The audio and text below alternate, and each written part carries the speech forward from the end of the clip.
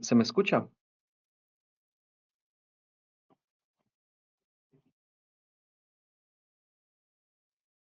Ah, es verdad.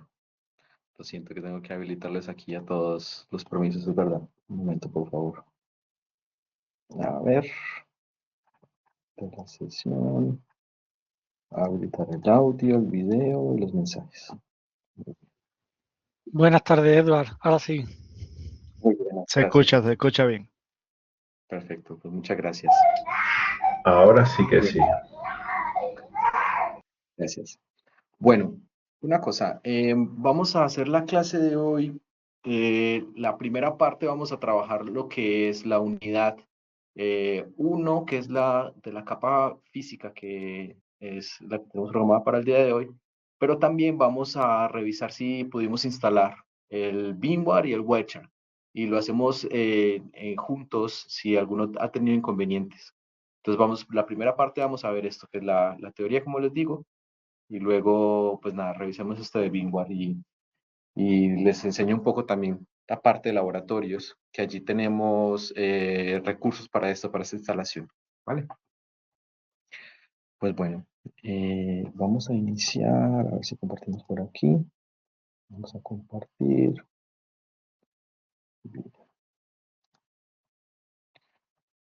Pues, nivel físico. Nivel físico.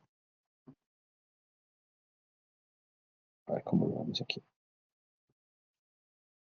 Muy bien. Pues nada, esta unidad de nivel físico, bueno, decimos la unidad 2, porque en la unidad 1 fue la introducción como tal a que dimos.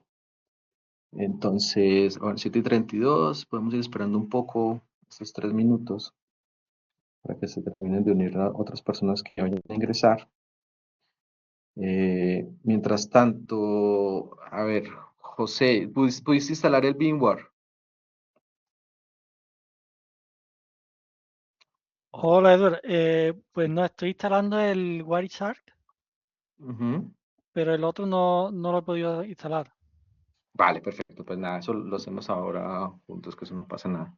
Igual que, como les digo, el VMware también tenemos el recurso, porque es verdad que los tuve. Yo trabajo mucho con VirtualBox, que es el que era más fácil, me parece a mí, pero también es verdad que hacia VMware recientemente hubo una liberación donde toda la parte Pro incluso se puede utilizar a nivel profesional como licencia académica.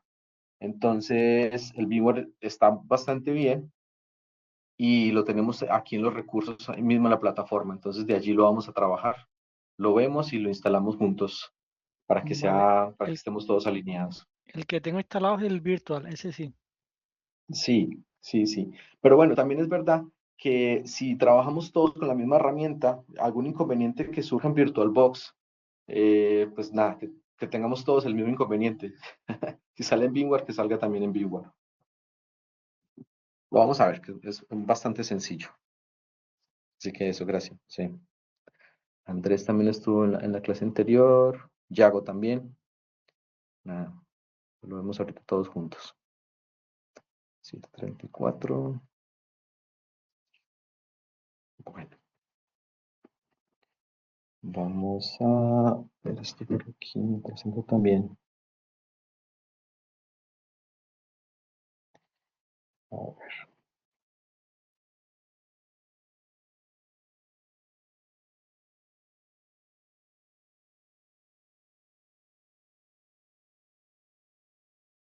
También, mientras tanto, también les voy comentando, por cada, a ver, de la evaluación habíamos hablado en la sesión anterior que tenemos un 60% del examen final, que es el que vale la nota, y tenemos un 40% de evaluación continua. De ese 40% de evaluación continua está dividido en unos test de unidad que tenemos y luego también tenemos que se vale el 40% de ese 40 y el 60% de ese 40 está en unos ejercicios prácticos que vamos a realizar, unos ejercicios de feedback. Entonces, qué es importante allí? De la clase anterior no dejamos habilitado el test de unidad, porque es verdad que mientras nos estábamos sincronizando el otro profesor con Gonzalo, que está en el otro grupo, lo estamos revisando cómo lo íbamos a sincronizar, que pues el mismo test para todos, que es lo más justo. Entonces vamos a habilitar los dos tests y el primero es muy sencillo en realidad. Entonces del primero se hace el test, tendríamos esta semana para realizarlo y de este el 2 vamos a revisar, que lo dejamos abierto de una vez también, sería en un principio para la otra semana también, pero si hay algún inconveniente, igual podría ampliar un poco el plazo, así que lo revisamos también, ¿vale? Solamente para que quede claro que vamos a dejar hoy abiertos los test de la unidad 1 y de la unidad 2. Hay un repaso inicial, que es un test como campo de pruebas para que se adapten al tema. Es más, los voy a compartir de una vez, para que lo veamos todos juntos y estemos claros en qué consisten estos tests. Echar la aplicación, vamos a hacerlo todo completo de la pantalla 1. Bueno, entonces, al finalizar cada unidad, aquí, enlace. Entonces, al finalizar esta unidad, que es la introducción de modelos de comunicación, vamos a tener un test de repaso, de hecho ya está habilitado, y un test de evaluación. Entonces, este test de repaso van a tener 3 intentos para realizar este test. Solamente es para saber qué temas de los que vamos a ver, que sepan más o menos de qué trata. Saber que tienen 3 intentos en este para que salga bien. Y luego el test de evaluación, que es la evaluación en sí de la unidad. Y en este sí solamente hay un intento. Así que para repasar, para probar, en este test y repaso. El test de evaluación sí es el final. Lo mismo luego en la capa física vamos a trabajar lo mismo. Test de repaso. Y luego test de evaluación, unidad 2. ¿Vale? Para que lo tengan también en cuenta. De hecho, mira, lo que les estaba diciendo, abrió el 5 de marzo, pero lo pueden realizar hasta el 5 de junio. Mientras más rápido, mejor, pero van a tener abierto hasta antes del examen final para realizarlos. Estos cuentan dentro del 40% de la nota de la evaluación continua. ¿Vale? Eduard, una ¿Dudas? pregunta. ¿El Sí. examen cómo va a ser? El examen, tenemos unos test digamos que es como ejemplos que hemos hecho de test. Hay dos modalidades que lo vamos a revisar también con Gonzalo cómo lo hacemos. Sería básicamente online también y es con bloqueo de navegador, que es la aplicación como bloquearía el navegador solamente para que quede esa página abierta para responder el test. Vamos a revisar lo que a lo mejor también puede ser un caso práctico que desde allí puedan responder preguntas tipo test. Y hay otra opción también que solamente que no se bloquee el navegador, sino que también puedan hacer la revisión de la teoría, pero eso lo terminamos de revisar con Gonzalo también, que es el profesor de la otra asignatura, vamos. Entonces eso. De todas maneras, antes del examen, un mes antes, 15 días antes, haremos ejercicios parecidos a cómo va a ser el test. ¿Vale? Entonces, ¿solo va a llevar tipo test, Eduard? ¿O será con algún tipo de ejercicio o solo teoría o cómo sería? Todavía vamos a ver el nivel un poco de lo que estamos revisando, ¿no? Dependiendo cómo vayan los test, porque tenemos varios modelos de examen. Entonces, dependiendo cómo vaya los test que estamos haciendo por unidad, dependiendo cómo se va viendo, el nivel que va surgiendo allí, escogemos uno o escogemos otro. Pero vamos, lo que les digo, que vamos a tener de pruebas antes del examen.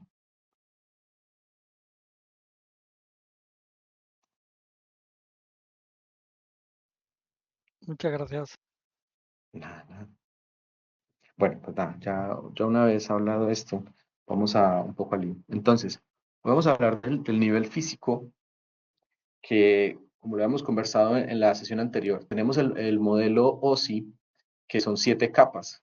De ese modelo OSI, de sus 7 capas, El primero es el nivel físico, que podríamos decir que es el menos estudiado, pero sin embargo es de lo más importante porque finalmente es la comunicación que vamos a tener de extremo a extremo a nivel físico.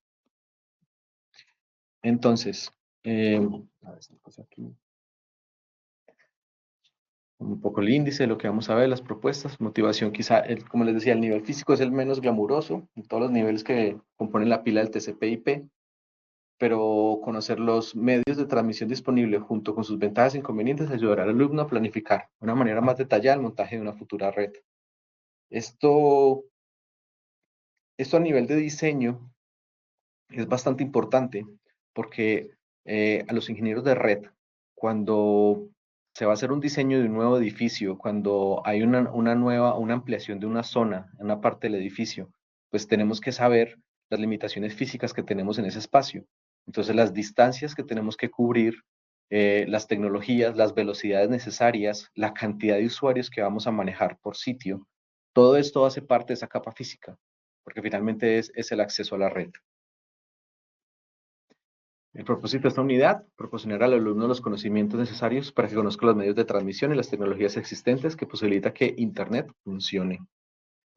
El nivel físico es simultáneamente uno de los niveles más desconocidos y de una gran importancia porque de él depende la velocidad y fiabilidad de la transmisión de los datos. Debimos haber visto en la introducción, en el tema 1, en la capa del modelo óseo, del modelo TCP/IP, debimos haberlo visto en qué parte está este modelo. Normalmente el nivel físico es el último de los niveles de la pila de protocolos TCP/IP, es el más desconocido e ignorado en los niveles de la formación de los futuros graduados en la informática, por ser considerado el nivel menos importante de todos. Sin embargo, ese nivel físico en él recae la responsabilidad de ser capaz de transmitir, de transferir los datos a niveles superiores. Cuando hablamos de ese nivel físico, no solamente es el hardware, sino que, por ejemplo, el medio hace parte de ello. Cuando hablamos de redes inalámbricas, pues el aire también hace parte de esa capa del nivel 1. Vamos a estudiar los medios de transmisión existentes en la actualidad y las tecnologías más comunes que existen en el nivel físico. Los datos en este nivel se transmiten por voltajes, impulsos lumínicos o por medios inalámbricos. Y es el alumno el que debe ser capaz de seleccionar él o los que más se adapten a las necesidades de cada momento. Como les decía, pueden haber distancias gigantes con una transmisión de datos desde una ciudad como Barcelona a Madrid. Debemos ser capaces de saber qué medios se deben utilizar allí. Y cuando hay, por ejemplo, eventos tan concurridos como un partido de fútbol, pues en un partido de fútbol toda esa conectividad que se genera en los dispositivos móviles, obviamente no tenemos cables, pero el acceso al medio, el acceso a toda esa agregación de todos esos dispositivos, debemos saber qué tecnología utilizar allí. En cualquier momento que haya una consulta, bienvenida, por favor. Los datos en este nivel se transmiten por voltajes, impulsos, bueno, lo que decía, impulsos lumínicos. Voltajes cuando son cables eléctricos, impulsos lumínicos cuando es fibra óptica, medios inalámbricos, antenas, en general. Antes de continuar con el tema, se van a introducir dos conceptos fundamentales. La velocidad de transmisión es la cantidad de información que puede transportar un medio de información por unidad de tiempo. Se suele medir en bytes por segundo o sus múltiplos, megabytes, gigabytes, terabytes, y todo por segundo. Es la cantidad de datos que se transmiten en un segundo. Luego también es importante la latencia, que es el tiempo que tarda en llegar la información desde el origen hasta el destino. Se suele medir en milisegundos. ¿Cuánto tardamos en visitar una página como Google? ¿Cuánto tardamos en una llamada, por ejemplo? Cuando se hace una llamada digamos, desde Chile, desde Santiago de Chile, a Alemania, en Berlín, pues esa llamada va a tener ese recorrido de la voz, tiene un tiempo y es lo que se llama latencia. Si en algún momento se ha experimentado que se habla y la otra persona tarda en responder, allí se puede ver un poco. Eso mismo que pasa con la voz, pasa también con las transmisiones de fotos, de videos, el streaming. Mientras más alta la latencia, la comunicación tiende a ser un poco peor, tiende a ser mala esa comunicación. tenemos diferentes medios de transmisión. Un medio de transmisión es cualquier elemento que permita que la información pueda viajar desde un origen hasta el destino. Entonces, en este ejemplo tenemos el emisor, el receptor, y el medio de transmisión pues es lo que les conecta. A lo largo de la historia de la humanidad ha inventado múltiples medios de transmisión, pero básicamente se puede agrupar en dos grandes conjuntos. Medios de transmisión guiados, que están a través de algún elemento, como por ejemplo un cable de fibra óptica que es guiado, la luz va a través de ese cable. Y hay medios de transmisión no guiados que utilizan espacios abiertos, como lo inalámbrico. Medios de transmisión guiados y medios de transmisión no guiados. Esto es un poco los inicios de los medios de transmisión. En su momento, un telégrafo, que el telégrafo tomaba las señales en el código que se utilizaba y viajaba a través de un cable de cobre y que tenía que estar conectado de extremo a extremo. También podemos ver un heliógrafo, que es un ejemplo de transmisión no guiado, cuando se utilizaba aquí la luz como tal. Además, se debe tener en cuenta que hay tres tipos de transmisión de datos y es el medio de transmisión elegido el que determinará el tipo. Entonces tenemos un tipo de transmisión que es el simplex, hay un tipo de transmisión semiduplex y hay un full duplex. Un medio de transmisión simplex es cuando unidireccional. Cuando, por ejemplo, encendemos la radio, solamente vamos a tener la comunicación en una vía, solamente somos los receptores, no podemos transmitir información. En un semiduplex, la comunicación es unidireccional en un instante de tiempo. Entonces, solamente es el ejemplo aquí que tenemos un walkie-talkie. Cuando habla una persona, la otra tiene que estar escuchando, si no la comunicación va a tener interferencia, va a chocar la información. Mientras que una comunicación full duplex es la que utilizamos hoy en día en una llamada telefónica donde los dos pueden hablar al mismo tiempo. Entonces, es bidireccional, tiene una ida y una vuelta que no chocan entre ellas. Medios de transmisión guiados. Como se indicó anteriormente, los medios de transmisión guiados son aquellos en los que el origen y el destino están unidos por algún tipo de sistema de información. Llegamos al cable de par trenzado.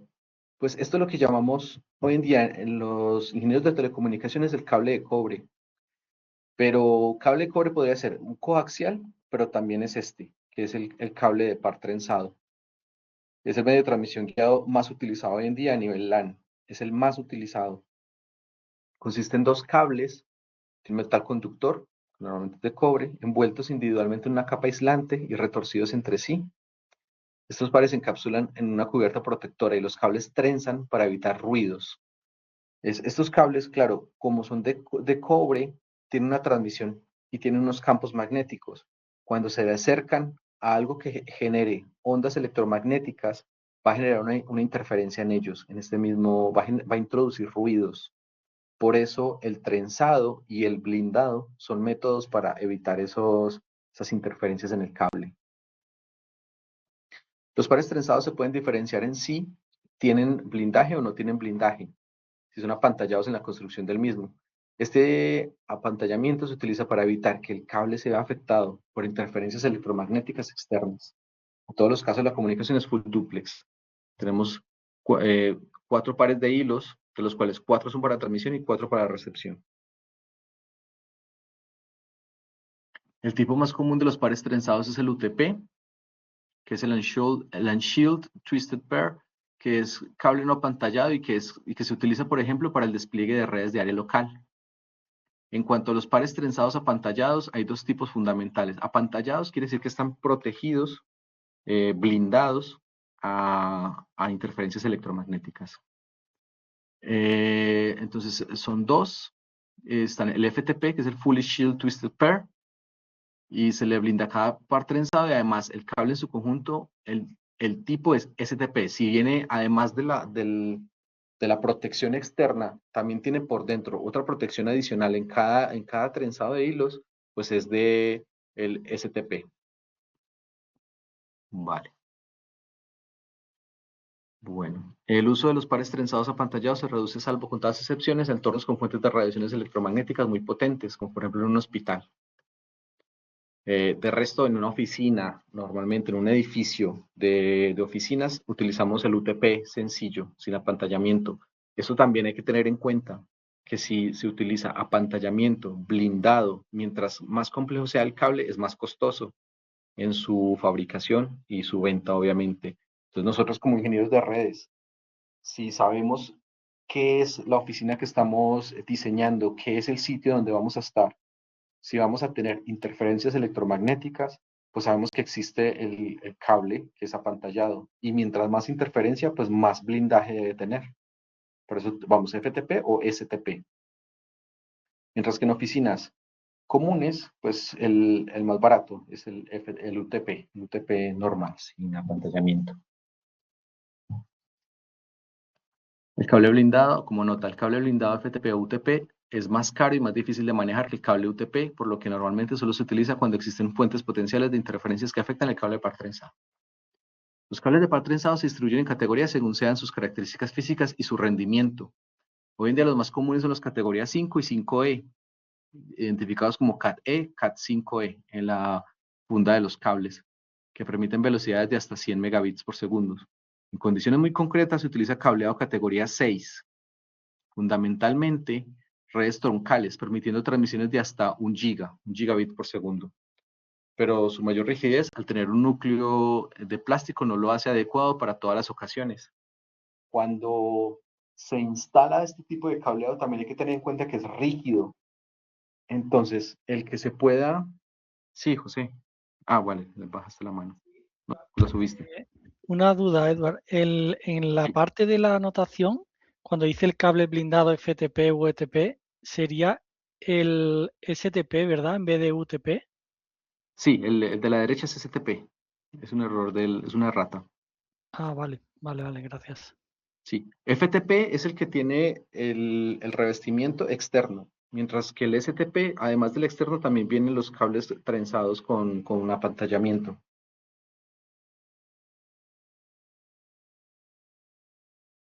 Bueno, gracias, José. Como les decía, entonces las categorías más usadas hoy en día, categoría 5, 5E y categoría 6 que permiten una mayor velocidad. Igual vuelve y aplica. Mientras más tecnología, mientras más velocidad permita, más costoso es el cableado. Y eso hay que tenerlo en cuenta a la hora de los diseños de la red. Todos los cables categoría 5, 5E y 6 poseen 4 pares trenzados, o sea, son 8 hilos, y su extremo lo forman conectores RJ45 macho y hembra, que son de este tipo. Entonces, el macho es el que tiene la pestañita y el hembra, pues, donde inserta. Implica que cuando se quiera elegir un cable de par trenzado, se deberá seleccionar primero si es necesario o no el blindaje y posteriormente la velocidad de transmisión a que es necesario que opere, por ejemplo, en UTP categoría 5 o STP categoría 6, el blindado que hablábamos. Las herramientas más usadas en conjunto de los pares trenzados y los conectores RJ45 para crear cables operativos son dos, la crimpadora y la impactadora.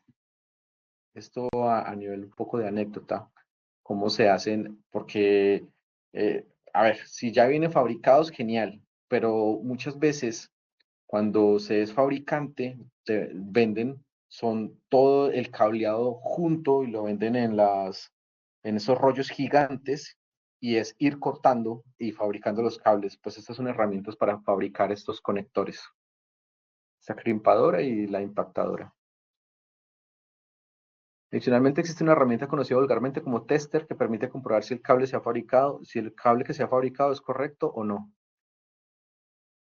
Es el tester. Este Fluke Networks que tenemos allí, prueba, él va a probar todos los hilos para ver qué tal funcionan.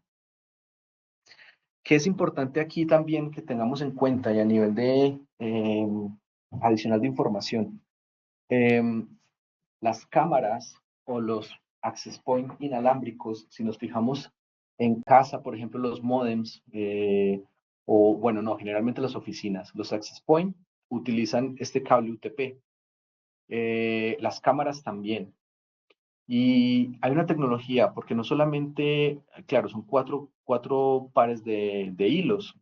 Entonces, estos pares de hilos también transmiten voltaje. Entonces, hay una tecnología que se llama Power over Ethernet. Ese Power over Ethernet permite que se brinde corriente eléctrica a estos dispositivos, ahorrándonos la conexión eléctrica. Entonces vamos a ver muchas veces en las oficinas donde vayamos que los access points solamente tienen un cable que entra y no tienen ninguna conexión eléctrica. Lo mismo las cámaras, solamente este cable. Con este cable transmitimos datos y también transmitimos energía eléctrica para alimentación. Obviamente el cable en sí es pasivo, solo transmite y necesitamos un switch o un dispositivo en el otro extremo que sea el que brinde la energía a través de esos cables. Pues estos switches deben de ser, también tienen un costo adicional, pero tienen esta característica que permite generar potencia a través del Ethernet. Vale.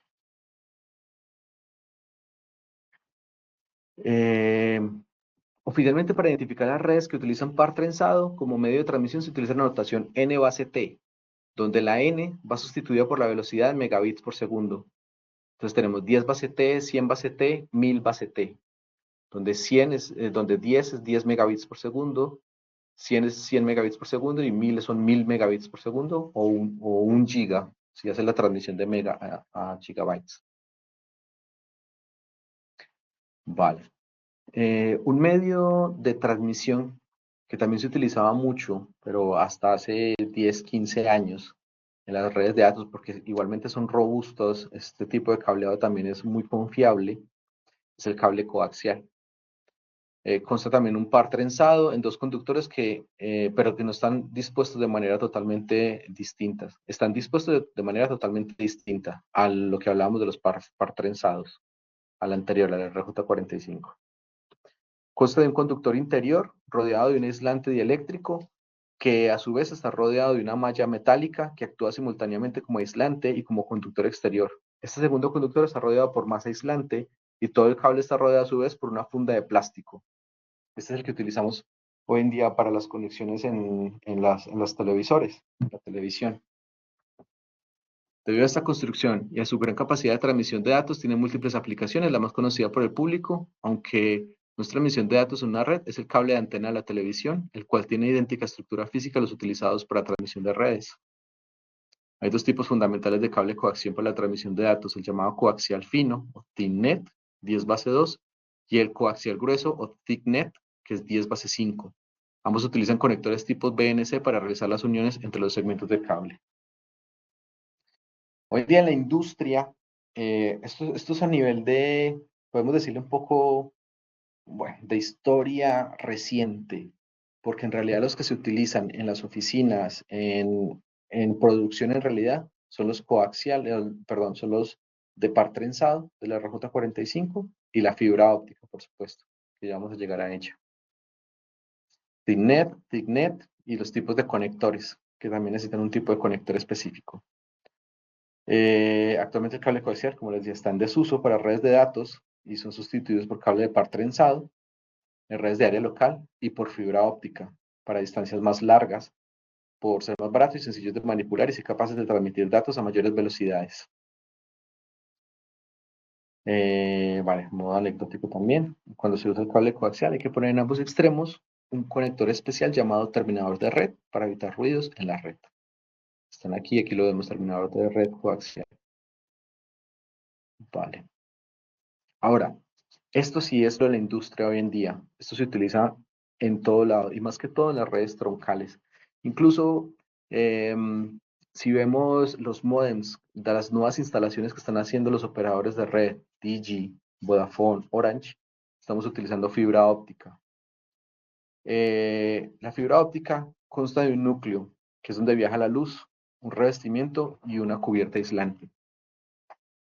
Para los dos casos anteriores, tanto el cable coaxial como el par trenzado, estos son señales eléctricas. Que el otro lado hay una transmisión de bajo voltaje que puede llegar hasta los 5 voltios, un poco más, para tener señales eléctricas. Entonces, la información viaja en modo de ceros y unos, pero ceros y unos porque son impulsos eléctricos. Llega una señal eléctrica, es un 1, ausencia de señal eléctrica es un 0. Y eso lo hace a mucha velocidad, 0001, 0101, para generar las transmisiones de datos. en fibra óptica. Entonces, la tecnología, ahora, los dos anteriores son eléctricos y la fibra óptica son señales de luz.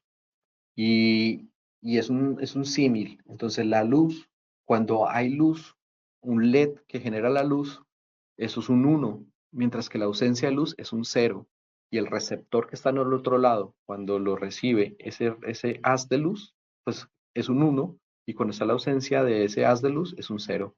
Y esto lo hace a grandes velocidades, imperceptibles para el ojo humano. La tecnología usada se basa en utilizar la diferencia de densidad entre el núcleo y el revestimiento para que la luz rebote y viaje siempre dentro del núcleo y así poder hacer giros, recodos, lo que permite poder utilizar la fibra óptica para la transmisión de datos no solo en línea recta. Dicha luz se suele emitir con láseres de un determinado rango de frecuencias y longitud de ondas. Entonces hay dos formas actualmente de construir la fibra óptica que termina la forma de la propagación de la luz.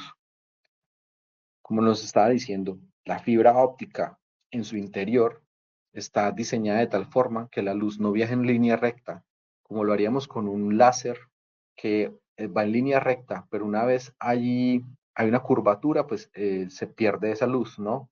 En ella. Mientras que esta fibra óptica hay algo que tiene unas características que se llama la reflexión, unos índices de reflexión y de refracción, donde la luz en su interior va rebotando de tal manera que llega al otro extremo con la potencia, no con la misma, porque hay unas pérdidas en la mitad del cuerdo de la distancia, pero sí que llega al otro extremo la luz que se genera. Y tenemos dos tipos de fibra óptica, la fibra óptica multimodo y una fibra óptica monomodo. Entonces, ¿en qué se diferencian?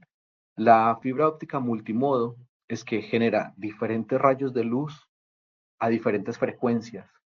Entonces, es como en un símil en la vida real, es eh, unos haces que se genera, por ejemplo, podemos decirle con un índice de 1. Entonces, un índice de 1 es una onda que sale de luz y va a ir con ese índice de 1 haciendo senos y cosenos sobre ella, mientras que si hay otro haz de luz que tenga un índice de 0.8, pues digamos que son ondas más cortas y ellas no se superponen. Por eso, de acuerdo a las distancias que tengan en ese cable, esas ondas no se van a interponer entre ellas nunca, ni se van a interferir y llegan al otro lado varias señales diferentes. Por eso se llama multimodo. Mientras que una fibra óptica monomodo genera una señal que es una sola y va escalonada, pero busca que en el núcleo haya rebotes en ella y al ser una sola, al ser un solo haz de luz en una frecuencia específica, pues esa fibra monomodo va a lograr distancias mayores. Como estos son, digamos, una materia un poquito más avanzada, que a medida que haya más distancia, pues la luz se va a ir refractando eh, de forma diferente, entonces se va a ir perdiendo la potencia de la señal. Por eso la fibra monomodo permite distancias mucho más largas. Aquí podemos ver ejemplos de cómo lo hace el multimodo a nivel escalonado, cómo vienen diferentes ondas sobre la fibra óptica, mientras que tenemos un multimodo N gradual que no va de forma escalonada, sino que son unos haces específicos ya con una intensidad específica dada, mientras que una señal monomodo son solamente una sola señal, no varias, sino una sola señal que viaja de extremo a extremo. Las fibras monomodo son más rápidas que las fibras multimodo, pero también son más caras. Claro, volvemos a lo mismo. La mejor tecnología, más velocidad, más costosas.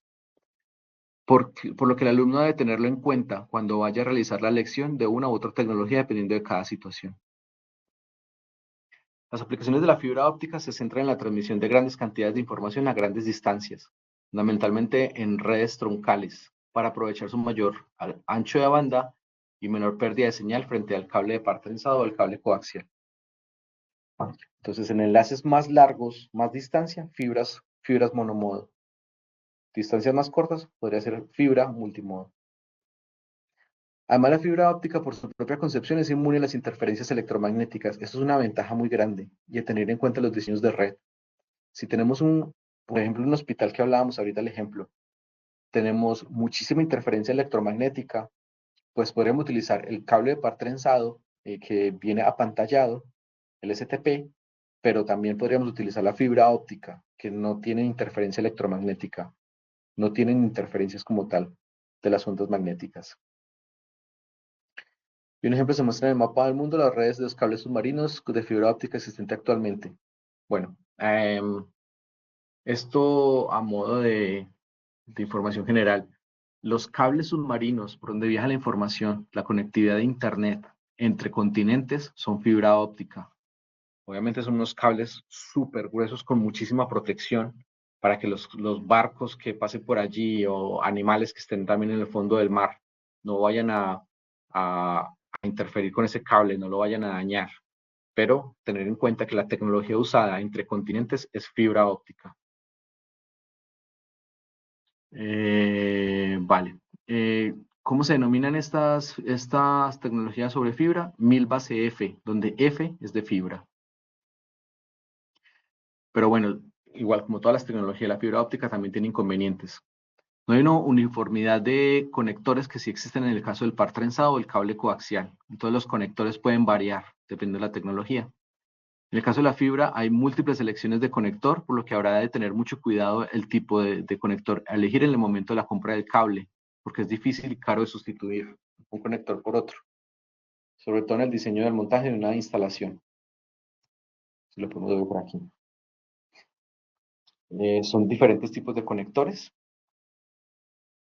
A nivel de industria, a nivel de estándar de los utilizados en los data centers hoy en día, ¿cómo se utilizan? Se utiliza la LSC, este tipo de conector SC que es un poco más grueso, pero también el LC es el más utilizado. Estamos en los data centers hoy en día, por ejemplo, en lo que yo trabajo, estamos migrando mucho hacia el LC, que es el tipo más usado, tanto conectores hembra, los ópticos, los conectores que van en los equipos, dispositivos de red, que son tipo LC. Entonces, a nivel anecdótico, tenemos todo este tipo de conectores.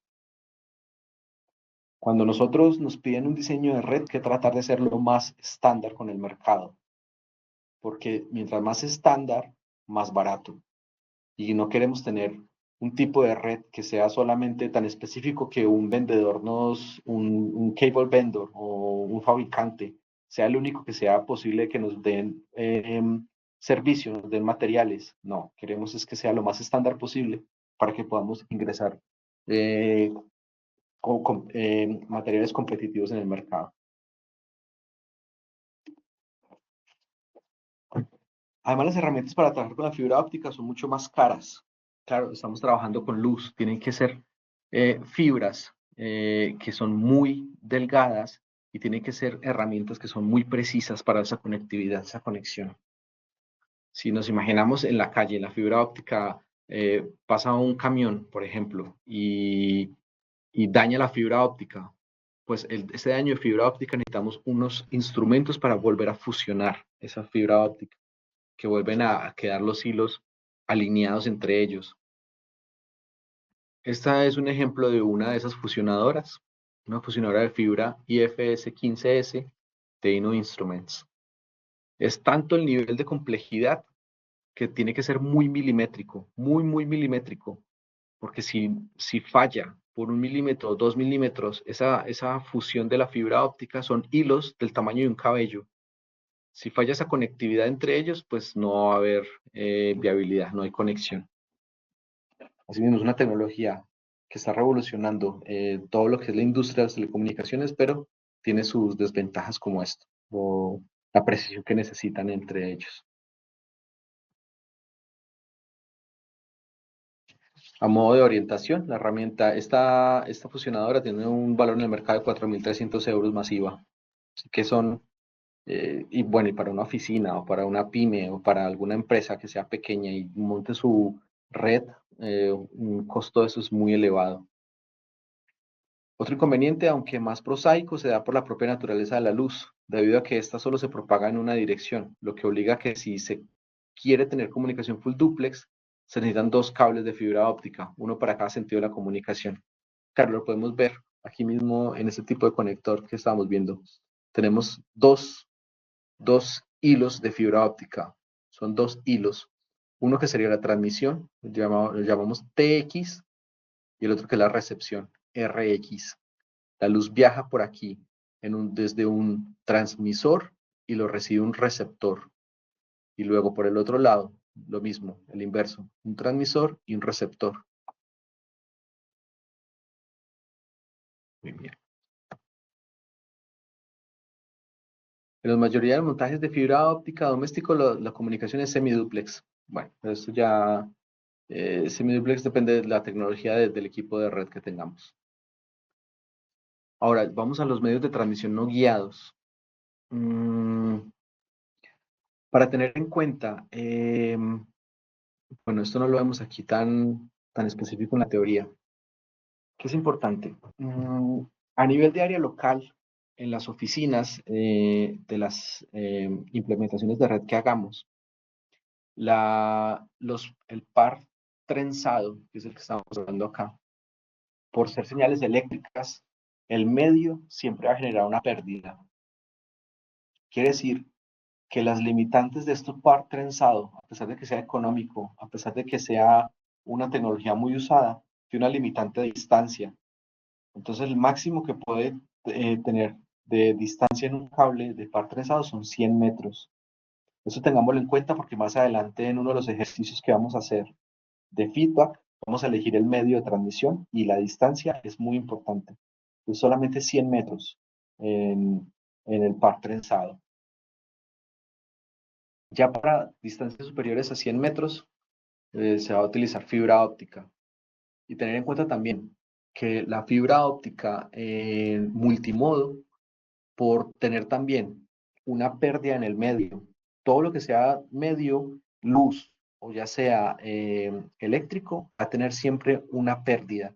Entonces la fibra óptica multimodo, al ser diferentes señales que van por el medio, nos puede brindar una distancia máxima de hasta 300 metros. Que tengamos en cuenta eso. Mientras que la fibra óptica monomodo va a estar limitada a la potencia que tengan los transmisores y los receptores. Esto normalmente es de kilómetros. 1 kilómetro, 3 kilómetros, dependiendo de la potencia del transmisor, pueden ser 300 kilómetros, 500 kilómetros. Sin regeneración, que luego también eso es otro tema adicional. En la fibra óptica hay una tecnología que se llama WDM, que está, o simplemente DM, porque también hay algo que se llama CDM. Este tipo de tecnología permite distancias tan largas como ciudades completas, ¿no? Hasta 1000 kilómetros, 2000 kilómetros, pero necesita una regeneración intermedia que se hace con otros dispositivos de red para simplemente regenerar la luz. Interpreta la señal que venía, la potencia y vuelve y sale a su camino. Pero eso, que tengamos en cuenta nuestros diseños a nivel LAN. 100 metros, 300 metros, kilómetros. Bueno, medios de transmisión no guiados. Los medios de transmisión no guiados transportan mediante señales electromagnéticas la información entre el origen y el destino, por lo que también se suele conocer como medios de transmisión inalámbricos. Los access point, las señales de telefonía celular, son ejemplos de ello. Las microondas, la comunicación satelital, son medios de transmisión no guiados. Para eso se utilizan antenas que emiten y recepcionan la señal utilizando una porción concreta de espectro electromagnético. Las antenas que se utilizan para esta función pueden ser de dos tipos, o bien direccional, la transmisión va en un haz concentrado hacia un punto en concreto, o bien omnidireccional, la transmisión es en todas las direcciones. ¿Qué es importante destacar aquí? A pesar de que sea una transmisión no guiada, hay algo también que se llama espectro electromagnético, pues el espectro tiene unos rangos de frecuencia que son básicamente como si fuesen pequeñas carreteras, pero inalámbricas. Entonces esas pequeñas carreteras tienen unas frecuencias a las que se comunican los dispositivos y viene del orden desde los kilohercios, megahercios y gigahercios. Bueno, y ya cuando hablamos de terahercios ya es un poco más transmisiones satelitales. Bueno, eso ya es otra cosa. Entonces, cuando hay dispositivos que estén hablando en una frecuencia específica, y un ejemplo de esto muy de la vida cotidiana, la radio, cuando sintonizamos una estación de radio, estamos hablando de 104 MHz, por ejemplo, o 900 MHz, pues esa es la carretera que está utilizando esa señal. Y todo lo que esté en esos 900 MHz tiene que ser único, porque si hay otros dispositivos que estén hablando a esa frecuencia, va a haber interferencia, tocan entre ellos. Entonces, a pesar de ser medios no guiados, tienen una frecuencia específica. Por lo mismo, cuando vamos a los aviones, cuando nos montamos en un avión y vamos a viajar, nos dicen, por favor, poner el móvil en el modo avión, para la redundancia. Pues es porque en los principios de la aeronáutica no había el concepto de espectro electromagnético. Y las frecuencias que utilizan los teléfonos celulares para telefonía celular están cerca de las bandas que utiliza también la tecnología de comunicación de los aviones. Por eso piden ese modo avión. Hoy en día, con la tecnología que tenemos, no vamos a hacer que se caiga un avión por no ponerlo en modo avión, pero hay pequeña, digamos que la suma de muchas frecuencias hacen que haya interferencias en esa comunicación. Pero es una explicación de por qué el modo avión antes de despegar y aterrizar.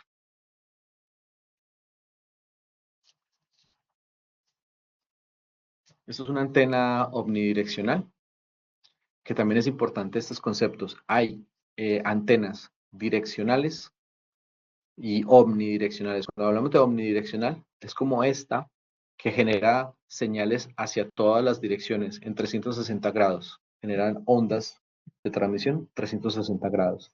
Mientras que las direccionales tienen que ser con línea de vista, que ya vamos a verlas ahorita. El espectro electromagnético está dividido en distintas bandas según sea el rango de frecuencias. En la siguiente tabla se resumen las bandas que se pueden utilizar para la transmisión de datos y las aplicaciones que se da a cada frecuencia de datos. Cuando hablamos de las frecuencias entonces luego se nombran con bandas, se llaman bandas. Y la primera es la BLF, que es una Very Low Frequency, que puede ir desde los 3 hasta los 30 kHz. La cantidad de pulsaciones en un segundo, ¿no? Lo hemos visto, lo que se ha visto en matemáticas, por ejemplo, los senos y los cosenos, cómo viajan esas ondas en la transmisión, de 3 a 30 kHz. Y esta frecuencia, dentro de su onda de transmisión, puede llegar a tener un ancho de banda, que es la cantidad de información a transmitir allí, de 0,1 a 10 bits por segundo. Las aplicaciones son para navegación. Low frequency, de 30 a 300 kHz, que van de 0,1 a 100 bits por segundo, es la cantidad de información que transmitimos. Esos son solamente para señales muy básicas. Esto no permite ni siquiera transmitir voz, ni tampoco permite transmitir datos, porque es muy poco la ancho de banda que tenemos allí. Por eso se aplica para navegación.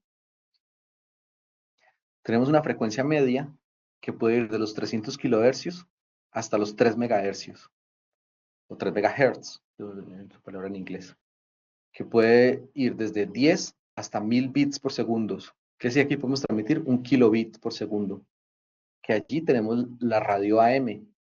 Cuando transmitimos, hoy en día es difícil que lo manejemos, pero cuando se cambia de banda en la radio de FM a AM, pues vamos a ver que las señales, las estaciones de radio van a estar en estas frecuencias de 300 kHz a 3 MHz.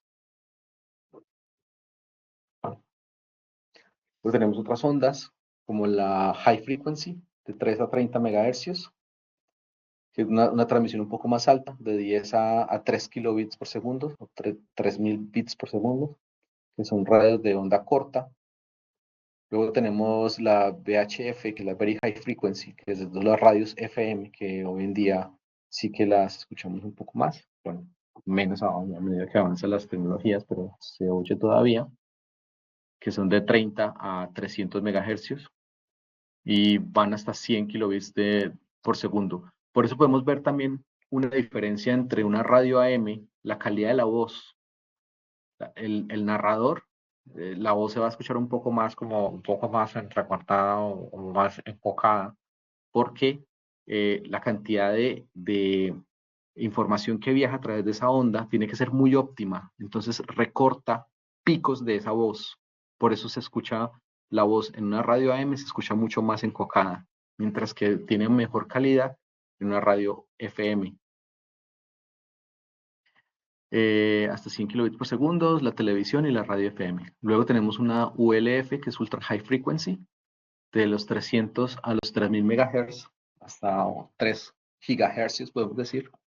Puede transmitir hasta 10 megabits por segundo en información para teléfonos y teléfonos móviles, para tecnologías muy antiguas, como el 2G, por ejemplo.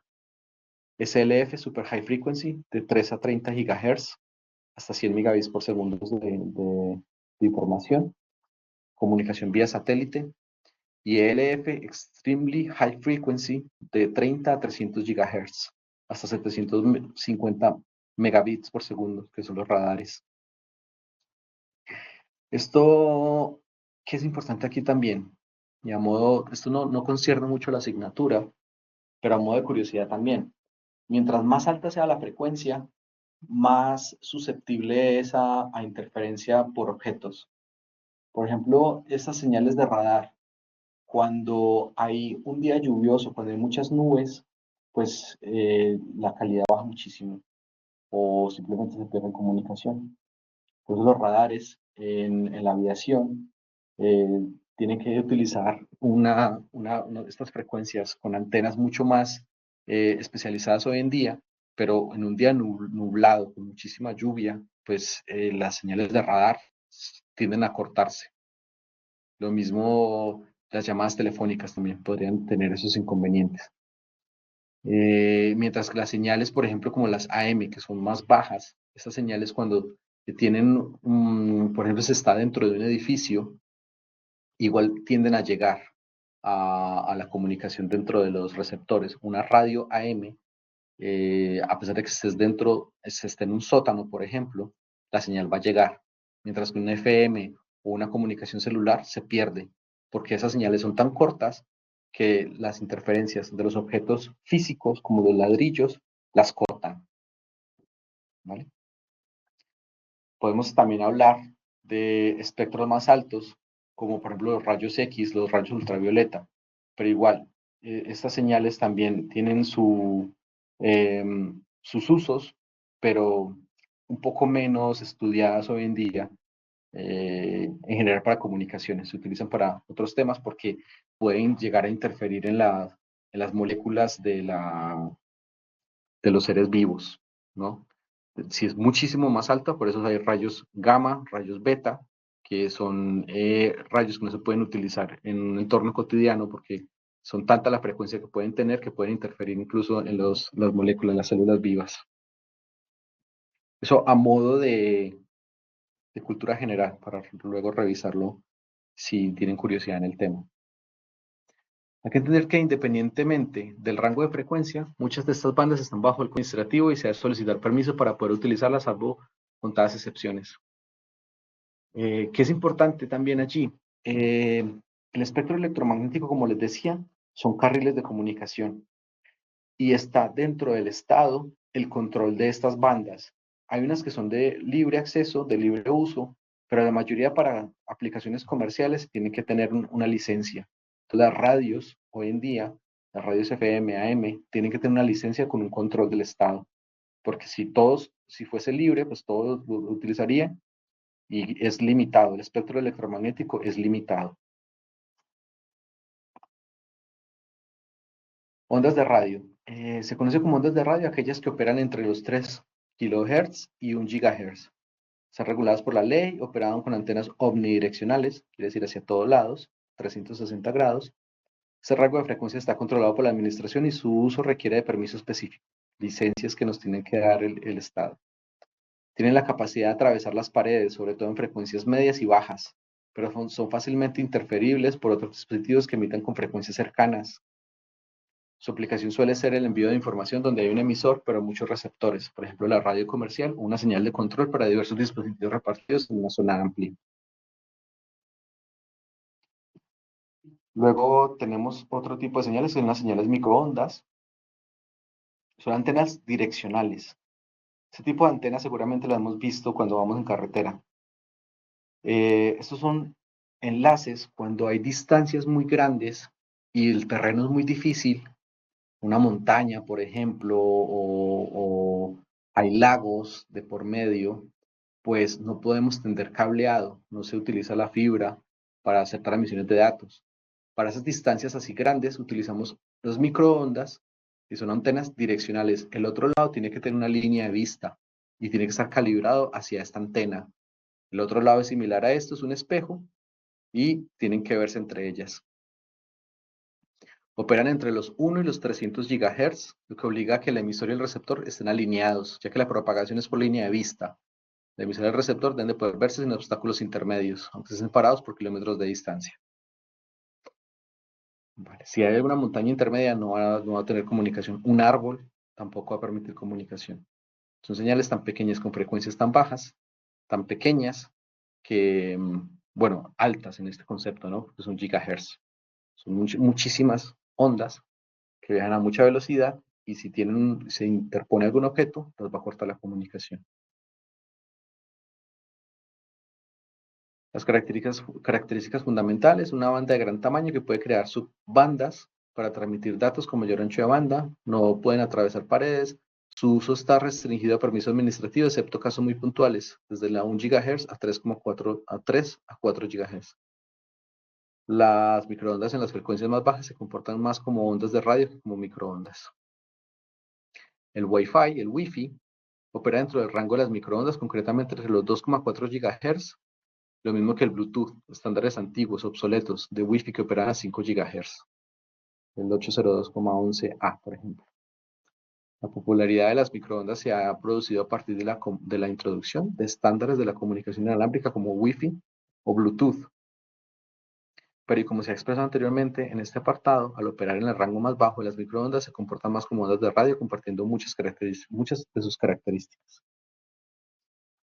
Tenemos otra tecnología que ya es un poco más obsoleta, ya es muy vieja, pero que lo vemos hoy en día en casa, que son los infrarrojos. Son casos especiales de medios no guiados porque operan en frecuencias muy altas, desde los 300 GHz a 400 THz, pero el precio de tener muy corto alcance. A pesar de tener tan alta frecuencia, pueden transmitir muy buena información, pero a muy corta distancia. A día de hoy están en retroceso como medio de transmisión de datos. Existen alternativas como el Wi-Fi o el Bluetooth, que son conexiones más estables y permiten más distancia entre los dispositivos. Entonces, hoy en día los infrarrojos están limitados a los mandos a distancia y aparatos en el hogar. Vale. Bueno, eso en cuanto a los medios. Redes de acceso, bueno, sí, dijimos medios guiados y no guiados. Redes de acceso a datos. El acceso a redes de datos, el Internet ha variado sustancialmente a lo largo del tiempo hasta nuestros días. Conocer cómo funcionan las diferentes formas de acceder a Internet permitirá al alumno elegir la opción que mejor adapte sus necesidades tanto en su hogar como en su puesto de trabajo. Esto es un poco de historia. El acceso telefónico hasta los años 90 utilizaba una red telefónica, lo que se llama RTC, que eran esos ruidos extraños que en sus llamadas, eso a los años 90, ya a finales de los años 90. Los sonidos al establecer la conexión son un clásico. Con él el ordenador llamaba a un proveedor de acceso, que es el ISP, con sus siglas en inglés, que es un proveedor de servicios de Internet. Y la misión del módem es transformar la señal digital del ordenador a una señal analógica para viajar por la red analógica, que eran las conexiones de telefonía, hasta el ISP, que a su vez volvía a convertir la señal analógica en una señal digital. Esta manera de trabajar lleva aparejados dos inconvenientes, que es la baja velocidad, 56 kilobits por segundo.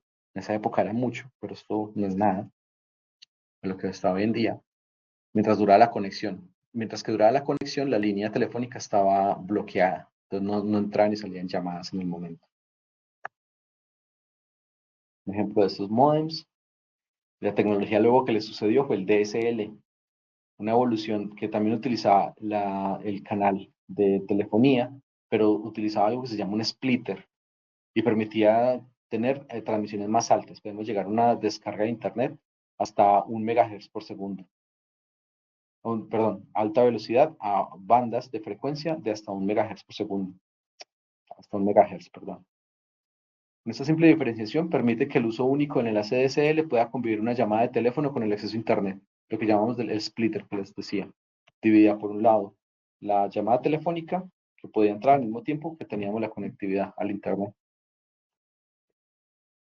Este es un ejemplo del splitter, pero eso también es una tecnología ya muy vieja, muy vieja.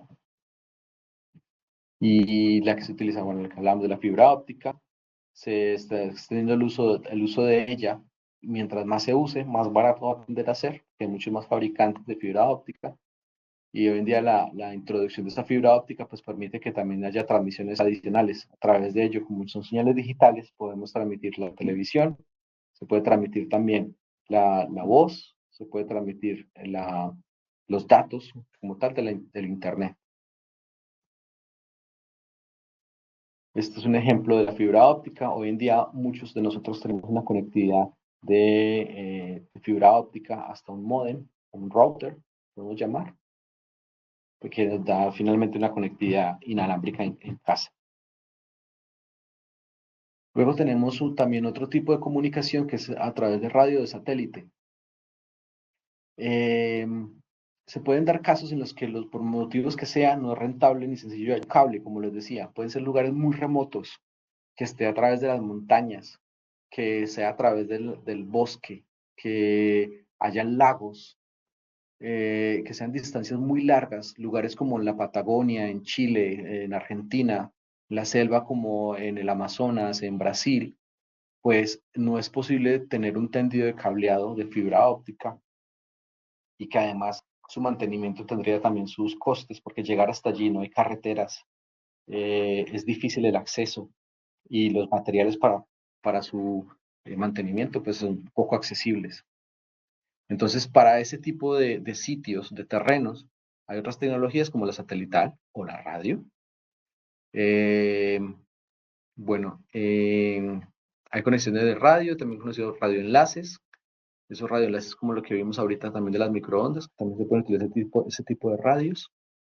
Esta es una topología de red desde un computador que puede utilizar un módem a un ISP, tener una redundancia a través de un plato de satélite que hace la retransmisión también desde Internet, la comunicación. Eso podríamos decir sitios que necesitan una redundancia. También aplica para lugares que tengan una redundancia por satélite.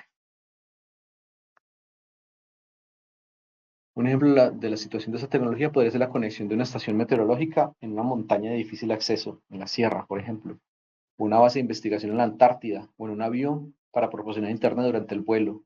Hoy en día los aviones te pueden brindar servicio de Wi-Fi en Iberia, en KLM, etc. Y ese servicio de Wi-Fi son conexiones satelitales. El avión apunta hacia un satélite y la antena es, digamos, móvil y ella va apuntando hacia el satélite a medida que se va moviendo. Vale. Unidad 4, transmisión de datos. Existen dos métodos fundamentales para transportar datos a través de una red, la conmutación de circuitos y la conmutación de paquetes, aunque hay otros sistemas que se verán en cursos posteriores. Al principio, en la asignatura, en la introducción, hablamos de que habían paquetes, de que mandar la información de un extremo al otro necesitaba una solución que fuera no solamente enviar el tamaño del paquete, que un paquete muy grande, sino que se segmentaba como tal. Pues dentro de esa segmentación, en la teoría, es lo que hablamos de la transmisión de conmutación, la conmutación, lo que hablamos conmutación de paquetes. Pero la conmutación de circuitos era una tecnología que se utilizaba también alrededor de los años 40, los años 60, que es lo que llamamos las famosas centralitas. Pues la comunicación tenía que ser una conexión directa de extremo a extremo, que el cable se viese entre ellos, la señal fuese directa entre ellos, y en la centralita lo que hacía es, o las teleoperadoras de la época, conectaban de un lado al otro. Simplemente contestaban la llamada de ellas, tomaban la señal y conectaban de un cable al otro. Eso es lo que se en esas centralitas. Es lo que llaman la conmutación de circuitos. Y la conmutación de paquetes, pues ya lo que hablamos desde la introducción. Tomar los paquetes y hacer una digitalización de esa información y se envía a través de paquetes segmentados. Entonces, la conmutación de circuitos establece un camino virtual desde el emisor al receptor que permanece activo mientras dura la comunicación y toda la información transita por esa ruta. Siempre es la misma. La unión entre las redes se hace mediante conmutadores. En los primeros tiempos de teléfono, esta conmutación se realizaba mediante operadores humanos, pero actualmente la comunicación se realiza por equipos informáticos automáticamente, las centralitas.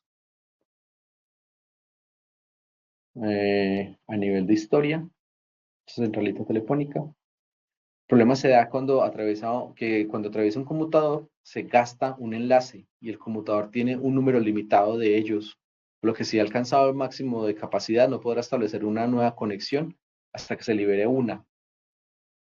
Pues, básicamente tenemos una centralita que puede tener una capacidad de hasta 20 conexiones al tiempo. Pues si las 20 conexiones están al mismo tiempo, se satura y no podemos hacer más llamadas ni recibir más llamadas. Eso se veía, por ejemplo, hace muchos años, cuando en la Nochebuena todo el mundo quería llamar a su familia. Pues en el momento que estaban saturadas las redes, pues había más circuitos a través de los cuales se pudiese hacer más llamadas. Sí, el ejemplo aquí. Luego, una evolución de esto es la conmutación de paquetes. La teoría de la conmutación de paquetes fue diseñada por Leonard Kleinrock a principios de los años 60, antes del Internet. El Internet fue con el ARPANET, la red DARPA, que fue a finales de la década de los 60, en el año 1969.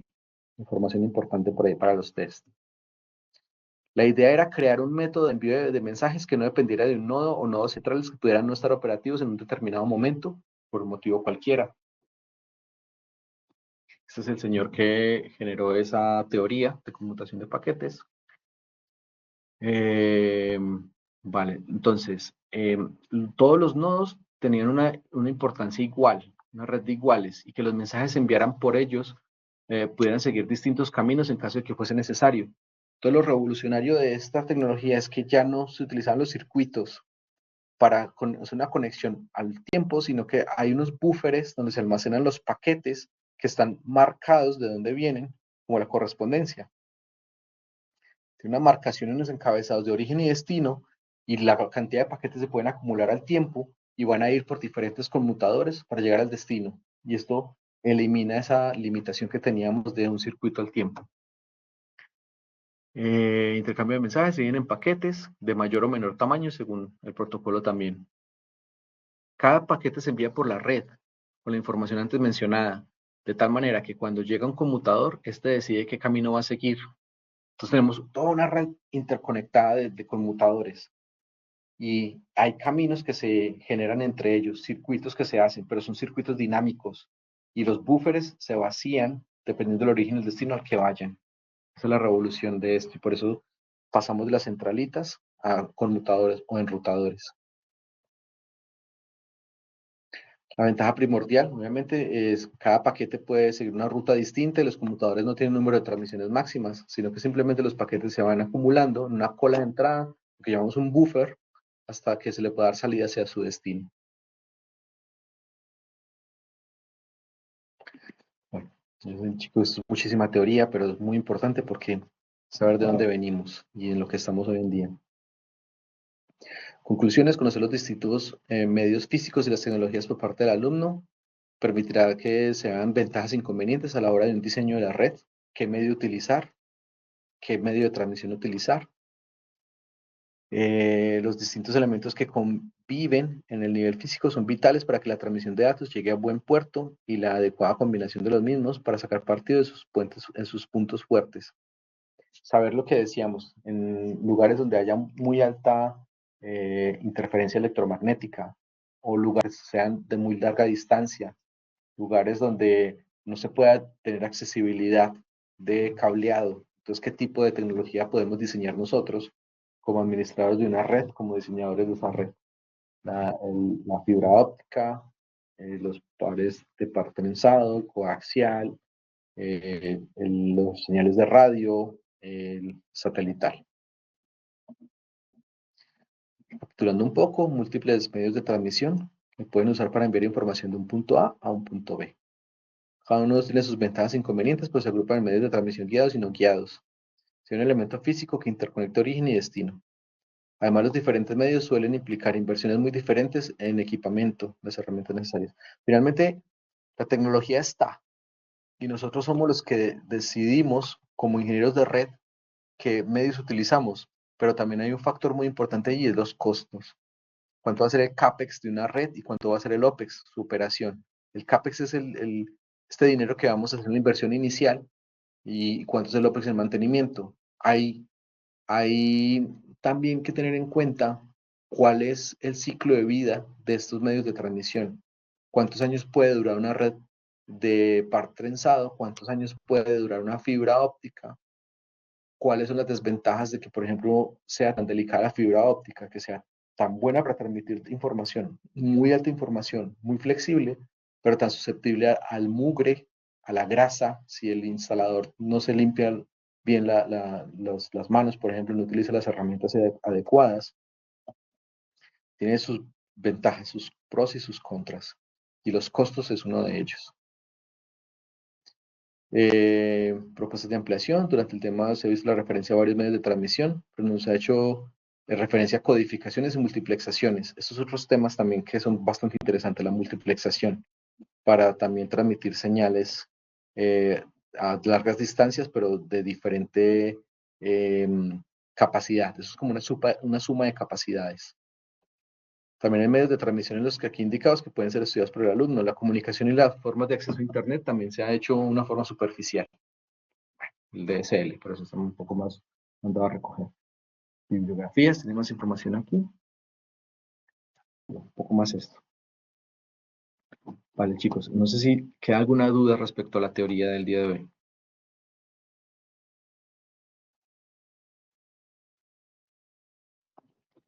Si no, No, en este tema todo claro, Eduardo. perfecto. Gracias. Ahora, vamos a, como les decía, hemos visto esa teoría. Es muy importante, hay unos puntos ahí específicos que les dije, que la evaluación de la unidad, vamos a ver tanto en la unidad 1, en la unidad 2, datos importantes del DARPA, datos importantes de fechas y medios de transmisión también, obviamente, que lo tengan en cuenta para la evaluación. Ahora, quiero que veamos cómo, a ver, estoy por aquí, vamos a compartir la pantalla. Esto. Laboratorios. Talleres, prácticas, laboratorios. Recursos. Muy bien, puedo compartir esto.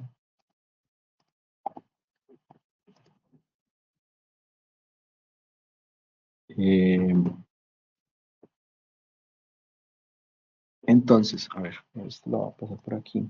La señal. Este es el número 2.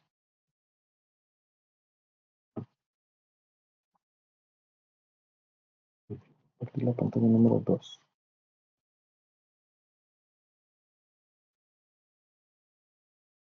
Entonces, en el campus virtual tenemos una sección que se llama Talleres, Prácticas y Laboratorios. Para los que no hayan instalado todavía el BIMWare, que les pide hacer un registro a través de la página de BIMWare para poder descargarlo, vamos a ir, a ver si lo queremos hacer todos al mismo tiempo para que lo tengan de una vez. Vamos a ir aquí en Talleres y Prácticas de Laboratorio y vamos a venir aquí para los que tienen Windows, descarga de BIMWare Player para Windows. Vamos a hacer clic aquí y luego vamos a ir aquí arriba a la derecha en mostrar en ventana separada.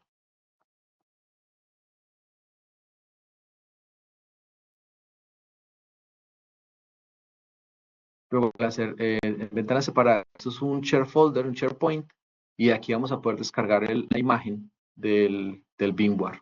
Así que si lo quieren ir haciendo.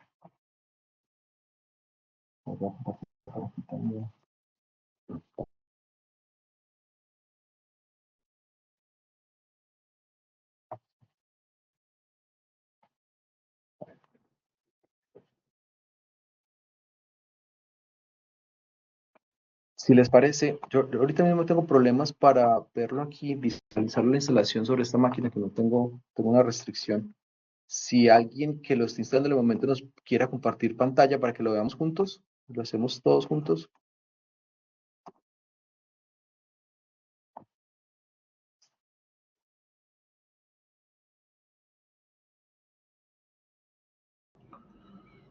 Eduard, Sí. Y para estaba más, preguntando. sí, sí, dime. Eso, nada, estaban preguntando por mí. Sí, gracias. Bueno, aquí también es verdad que para Mac tenemos también la opción. Si vemos aquí mismo para Mac, no, esto es otra cosa. Talleres, prácticas, laboratorio. También vamos a ver que tenemos el recurso para Mac. Pero para Mac es mucho más fácil todavía. Porque en Windows tenemos que descargar la imagen del VMware, pero luego también tenemos que descargar la imagen de lo que vamos a utilizar, del Debian, que vamos a utilizar, la imagen, la OVA. Mientras que para Mac es mucho más fácil. Vamos a ir aquí a la máquina virtual. UTM para Mac OS. Lo mismo, vamos a ir a esta parte de acá. Descargamos la imagen, la instalamos. Y luego vamos a ir a un apartado que es de ver las máquinas que tenemos disponible para él. Aquí esto abrió otra cosa. Pero bueno, como les digo, si alguien lo quiere compartir, lo hacemos juntos. Es mucho más fácil.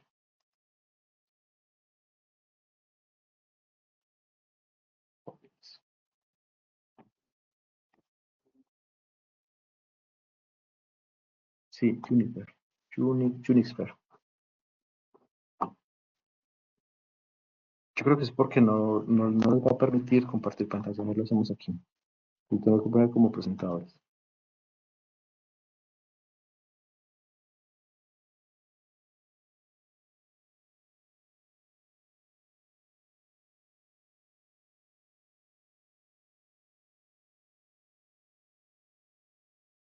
No, no te escuchamos.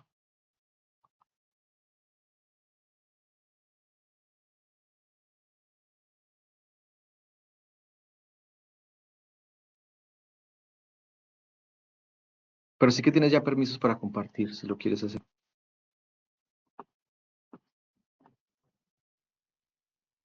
Sí, ya me aparece aquí también para compartir.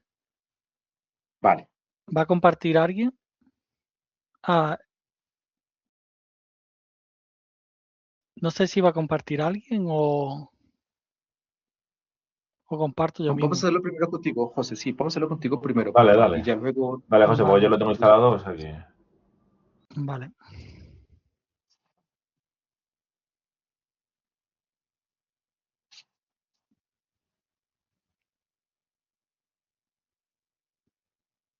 No sé si lo veis. ¿Lo veis ya? No, No. todavía no. Ahora, Ahora está ¿verdad? cargando. Sí, Ahora sí. ahora sí. Vale. Vale, pues lo descargas, le das next, muy bien. Si acepto los términos de licencia, next.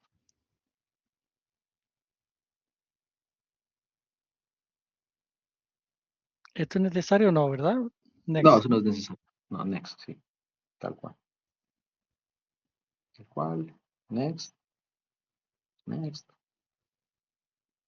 install. Vale.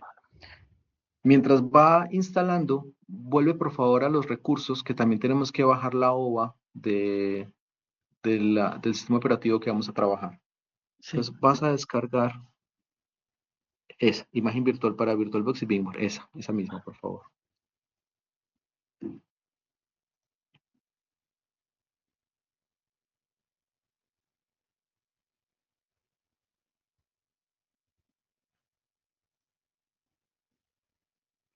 Discúlpame, Unixfer, sí, ya lo miramos también contigo. Lo hacemos aquí todos en Windows y ya vamos al Mac, ¿vale? Que tú me eches una mano ahí también. Esta vamos a bajar el modo terminal.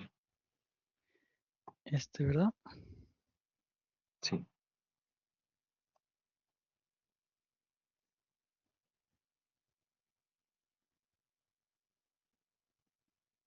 Dale, si estás claro, dale clic, por favor. A ver, Dale clic dentro de mi Debian. Ahí. Eso es. Descargar. Vale.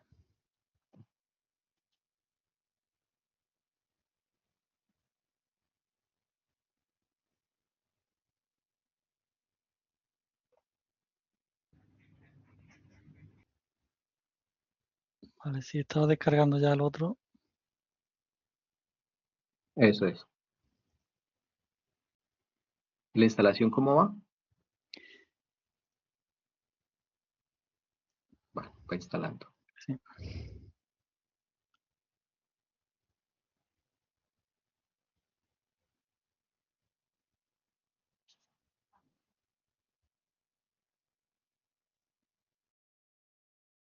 Como les decía, igual para los ejercicios que vamos a hacer, que estemos todos alineados en Beamwork, va a ser mucho más fácil, pues si tenemos inconvenientes que sean más fáciles de solucionar.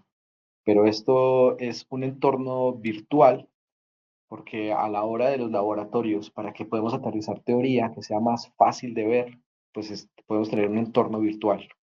Y con esto podemos jugar. Finalmente es una máquina virtual que podemos eliminar y crear las veces que queramos. Y sobre ella podemos hacer los cambios que sean necesarios sin afectar nuestra máquina host.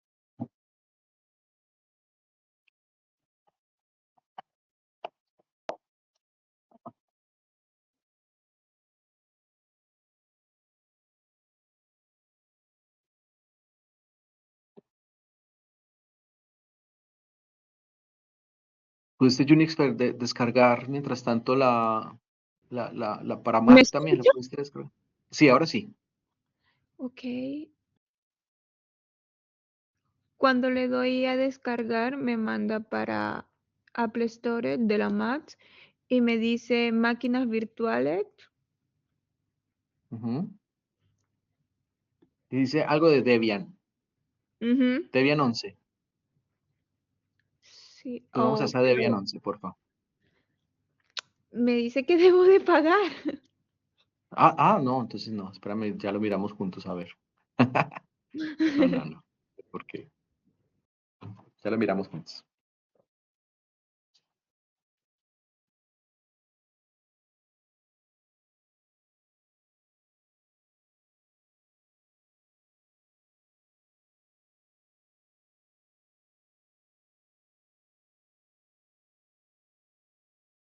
¿Vale? Mientras tanto vas a la carpeta y vamos a extraer las imágenes, por favor, porque, claro, están comprimidas.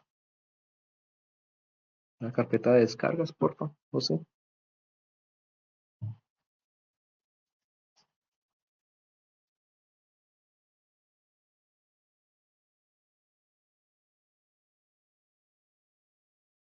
También es verdad que descargando la información, instalando la máquina virtual, la, la memoria se la come un poco.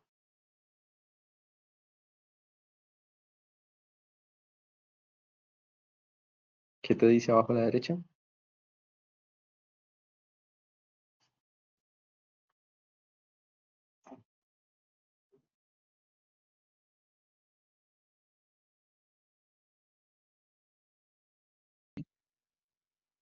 Y por eso me va más lento. Sí, sí, es verdad.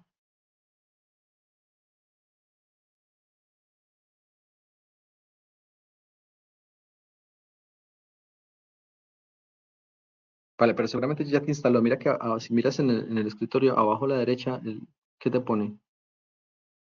Vale, estás descomprimiendo. Y todo está instalando. Vale. Sí.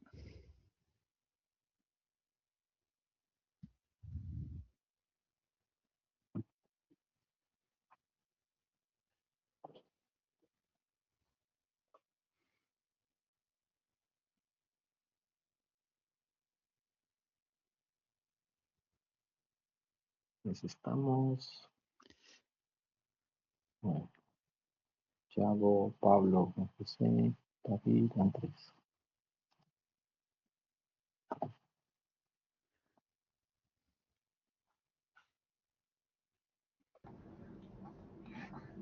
Espera, déjame un momento.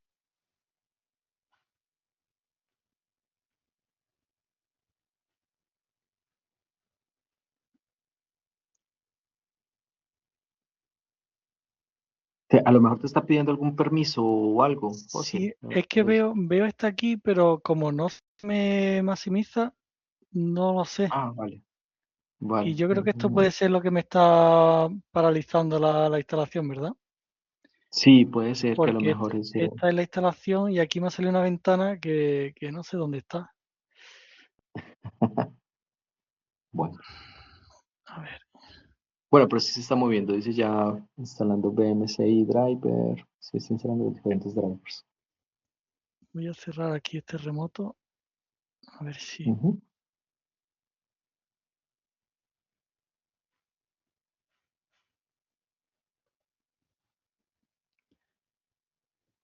Y por aquí tengo la carpeta.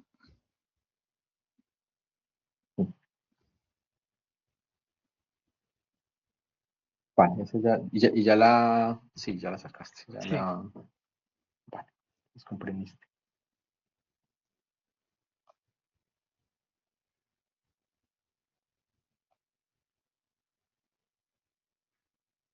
Vale.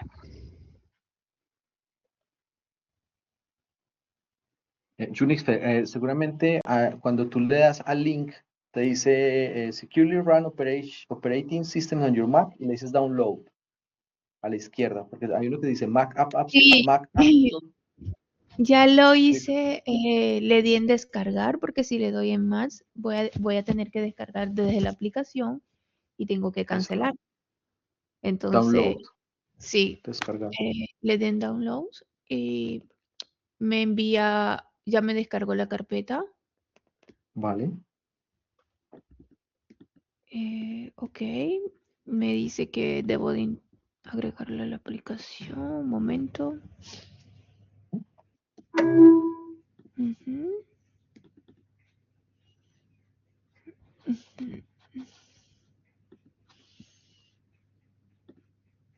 Mm,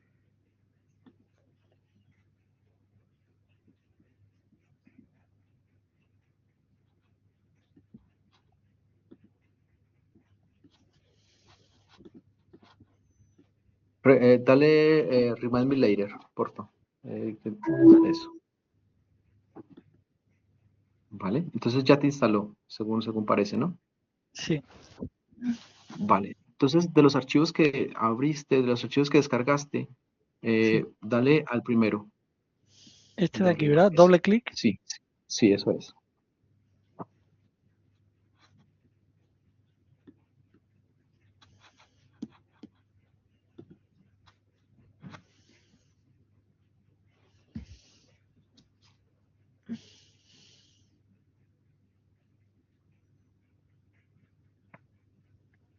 Vale. Y cuando te va a sacar un mensaje, le vas a decir I move it, porque te va a preguntar que los archivos que está cargando, dale OK, vamos a darle Ok. OK. Ahí, I move it. Aquí, ¿verdad? Ujú. Sí, I move it.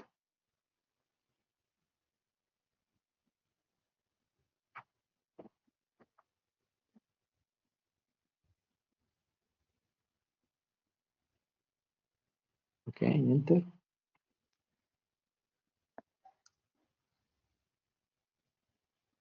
Entonces, para todos, esta imagen tiene usuario, tiene Debian y el password también va a ser Debian, tal cual. Porque los sistemas operativos de Linux van a necesitar un usuario y una contraseña para hacer operaciones de administrador, como todos los sistemas operativos. Pero este específico, entonces Debian. También hay otra cosa que podemos hacer adicional, si estamos manejando esta imagen como tal, está en modo solamente de texto, donde vamos a aplicar comandos de Linux para practicar un poco Linux también, que a nivel de redes nos viene bastante bien también esta práctica.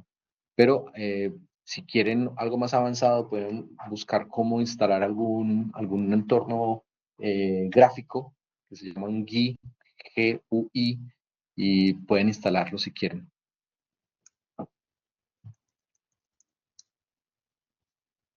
Vale, entonces ya estás en el escritorio de Debian. Sí. Ahora, para que hagamos cualquier cambio y tener accesos como administrador, vamos a hacer un sudo espacio su. ¿Así? Sí, tal cual, enter. Vale, entonces ya tenemos permisos como administrador como tal en esta máquina. Vamos a ver también una cosa y es que el teclado va a estar en inglés. Para cambiarlo a español, vamos a utilizar un comando. Vamos a hacer, José, porfa, nano, Sí. espacio. Nano, Vamos a hacer un slash, como si fuese ese que tienes ahí en home, este slash, la barra inclinada. ¿cuál? Vale.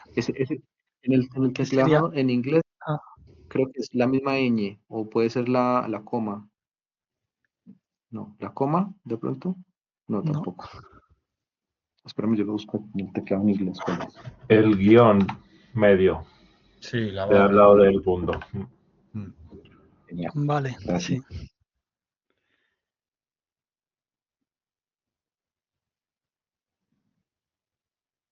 Muy bien. Sí, ahora, etc.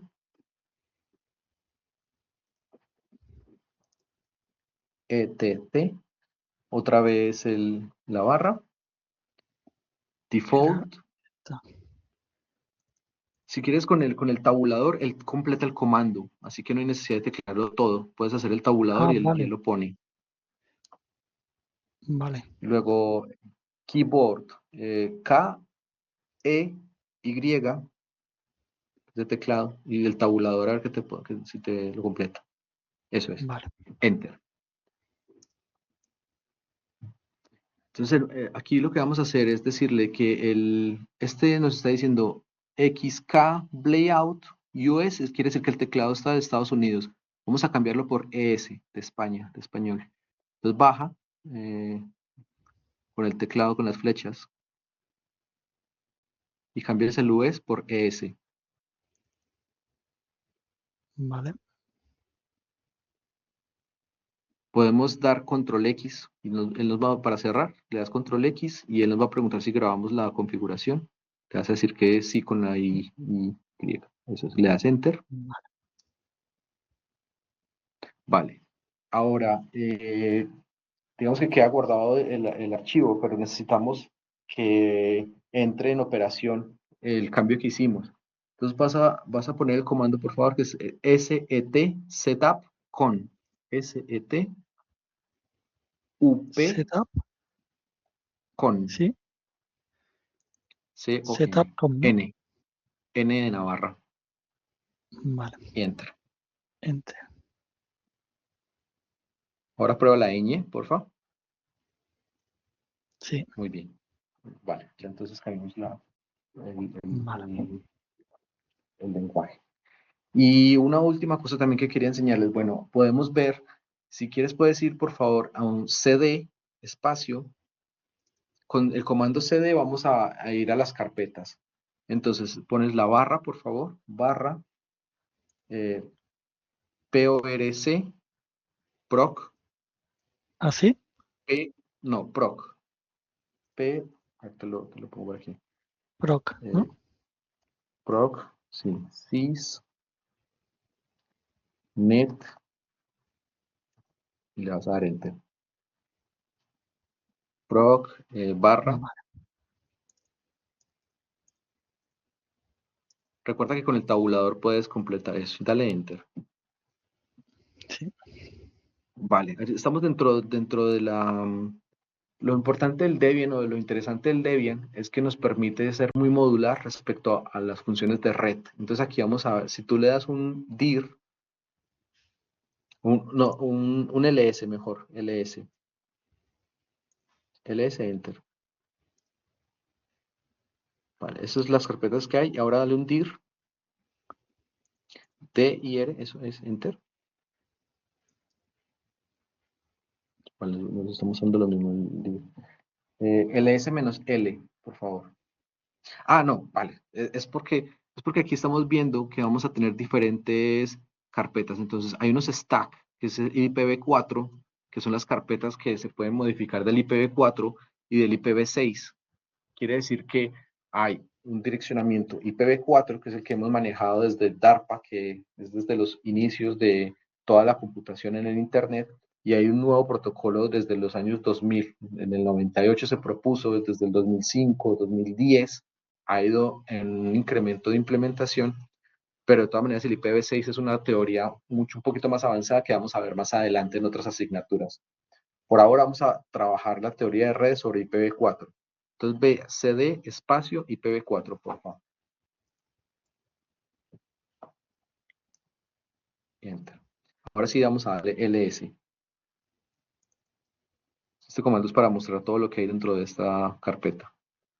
Entonces con este aquí nos está mostrando todas las opciones que vamos a tener de cambios dentro de los paquetes. Entonces si hay un paquete TCP, necesitamos hacer alguna modificación que viene por defecto de ella, alguna modificación de la dirección IP, de las direcciones locales, del Next Hop, del TTL, de todas las opciones que vamos a revisar más adelante en esta asignatura, pues este entorno virtual nos va a permitir que se configure y se modifique. Vamos a hacer un ejercicio aquí adicional. Vamos a darle, por favor, José, gracias por la ayuda ahí, ifconfig. ifconfig. Ay, espérate que no está escribiendo. Un segundo. Si le das clic adentro, es eso. ifconfig, ¿verdad? Y enter.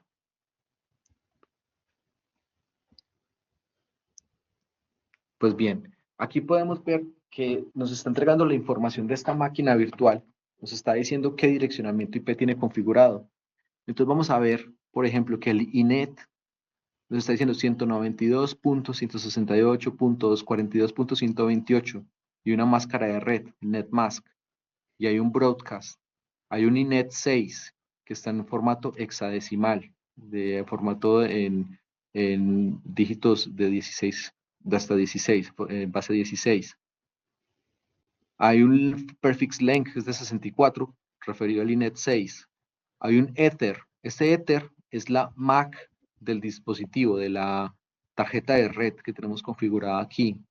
Nos dice que hay RX 156 paquetes recibidos, bytes, la cantidad de bytes que hemos recibido, cuánto se ha descartado, errores, transmisión de paquetes, bueno, hay un RX o un TX.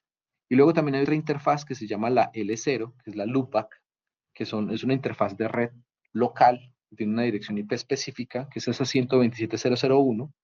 Más adelante vamos a hablar, en esta asignatura de direcciones IP, vamos a hablar de la loopback, vamos a hablar de qué consta el direccionamiento IPv4, de los octetos como tal de ello. Y nos va a permitir también hacer cambios dentro de este stack. Como última cosa que podemos ver aquí, José, porfa, si puedes abrir, si puedes hacer un ping, vamos a hacer un ping a los 8, ping, espacio, 8.8.8.8, y vamos a darle, vale, punto 8, otro más, Sí. espacio, creo que es menos n, 1000. Esto es Google, ¿no? Sí, ya voy a ello. Muy bien, Menos esta es la n. dirección IP, sí, espacio, 1000, Sí. 1000. ¿Cómo sería? Mir. El número 1000. Ah, vale. Vale, Sí, ahora. enter. Entonces, ¿qué hay aquí importante? La dirección IP 8.8.8.8 es la dirección IP de Google. Entonces, cuando estamos haciendo troubleshooting de conectividad, un ping siempre va a estar abierto a esta dirección. Es como el as bajo la manga de los ingenieros de red. Hacer un ping a los 8 debería siempre responder. Aquí tenemos una restricción que nos está diciendo que el 0.03232 nos lo está, a ver, lo está restringiendo. A ver qué podría ser. No tenemos respuesta de ello. Quítale el menos n1000, porfa. Solamente hazlo ping 8.8.8. Dale control C para que se cancele. Sí, así sí hay Vale. respuesta, ¿eh? Ujú. Ah, vale. Entonces, dale, así, tal cual, N, Enter. Vale. Seguramente no es -N porque quería, bueno, es que no es necesario, lo hace indefinidamente. Vale.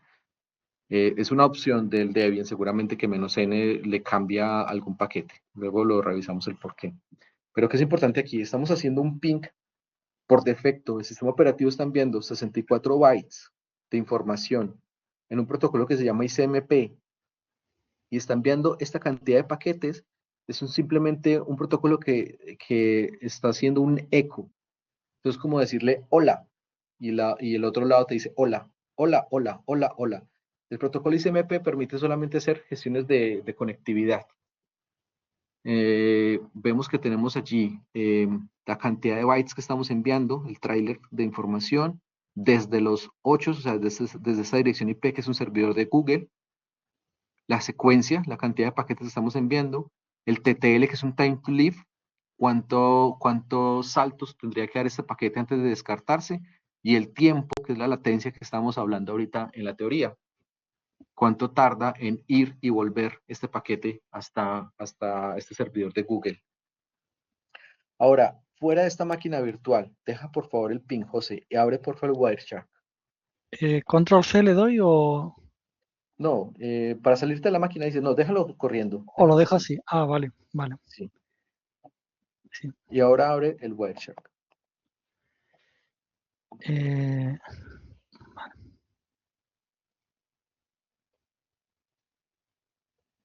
¿Ese lo tienes instalado? sí, sí, Vale. está abriéndose aquí ahora. Gracias, José, por la ayuda. Sí, pues nada. Pues aquí vamos a ver que el Wireshark nos está dando diferentes interfaces de conectividad. ¿Y tú estás conectado por cable o por Wi-Fi? Por cable. Por cable. Pues vamos Sí. a ver, vamos al Ethernet 7 y vamos a capturar ese Ethernet 7. Doble clic. Sí.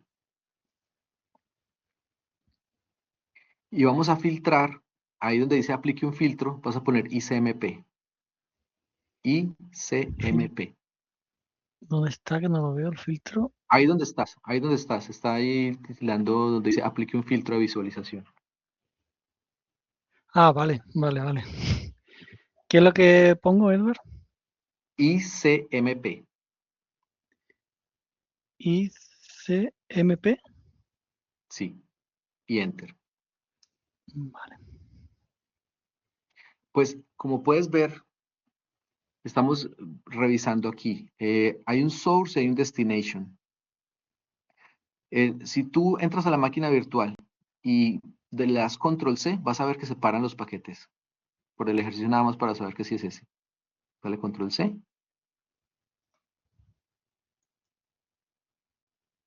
Paró, ¿no? Y paró también la captura. Sí. Hay otros, vale. Si lo vuelves a iniciar de nuevo, o bueno, no es necesario. Aquí, ¿qué es importante? En el Wireshark nos está enseñando que hacemos una captura del tráfico ICMP, que es este protocolo de eco. Entonces, hay dos tipos de paquetes en este ICMP. Es un echo ping, el reply y un request. Pues el request es el que lo está generando, que es tu máquina virtual, te está diciendo hola, hola, hola, hola, a los 8 que son una dirección IP de Google. Y el reply es simplemente Google diciendo hola, contestándole, ¿no? Aquí estoy, aquí estoy, aquí estoy. Entonces, para el troubleshooting de conectividad, esta es una herramienta vital siempre. ¿Qué más información podemos tener? La cantidad de paquetes, el tiempo, un source, que este source es diferente, porque ese 192.168.140 es la dirección IP que tienes tú en tu tarjeta de red. Lo que pasa es que desde la máquina virtual se está haciendo una traducción de la IP para que tengamos solamente un valor interno, pero los paquetes siguen igual. Hay un protocolo que se llama NAT, que es la traducción de direcciones, que lo vamos a ver mucho más adelante también en la asignatura, pero tener en cuenta que las direcciones IP igual son las mismas, Si tú, por ejemplo, luego quieres jugar con esto un poco, le quieres dar ping a TikTok, le quieres dar ping a Facebook, a Meta, a Twitter, vas a ver que en la captura de paquetes vas a ver ese ICMP yendo y viniendo con diferentes datos.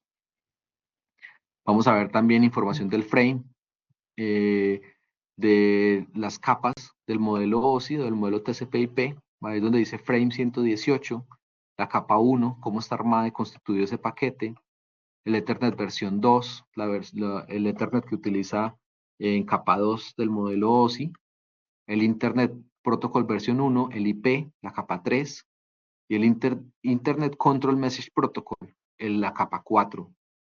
Entonces, es bastante interesante que podamos generar paquetes desde nuestra máquina virtual en Debian y hacer capturas de paquetes en el Wireshark para interpretar qué es lo que estamos haciendo. Y más adelante vamos a jugar un poco más con esto, vamos a hacer cambios del TTL, vamos a hacer cambios de los bytes, de las direcciones IP, y van a tener un entorno aquí para aterrizar toda esta teoría que estamos haciendo. ¿Vale?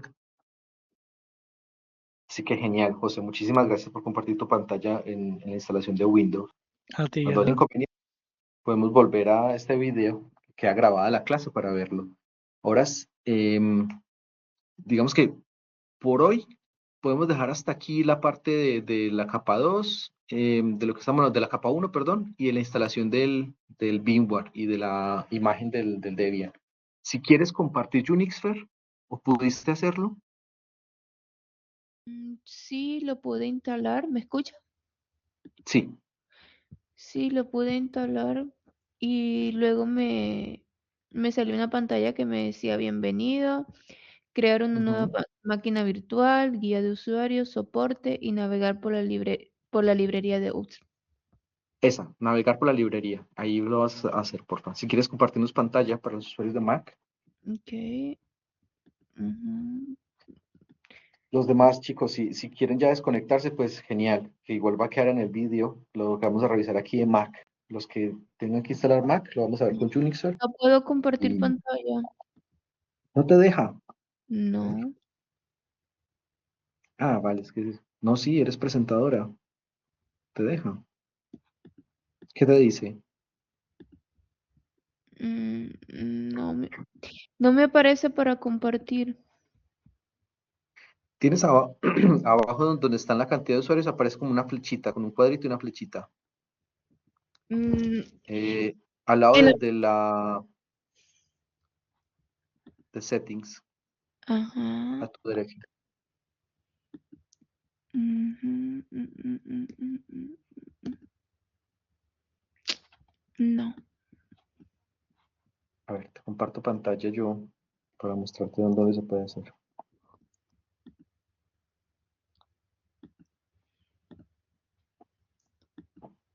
Vale, aquí estoy compartiendo pantalla yo y este es el entorno del Collaborate. Aquí a la derecha puedes ver que está el chat, participantes y aquí se dice compartir. Le das compartir Ah, acá y luego sí. share. Oh, no lo había visto, lo siento. Nada, nada. Ok.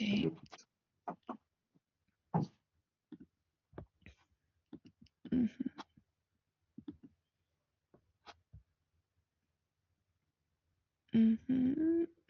¿Ahora? Espérame a ver que debe estar cargando. Ah, Ahora ok. sí, ya te vemos.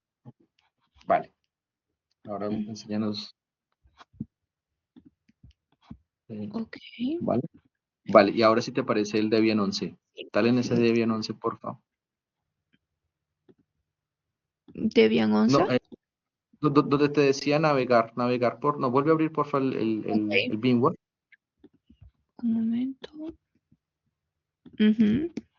Navegar por Ahí, librería. navegar, eso es. Y ahora ese Debian 11, a ver, maximiza por favor, a ver qué otras opciones tienes.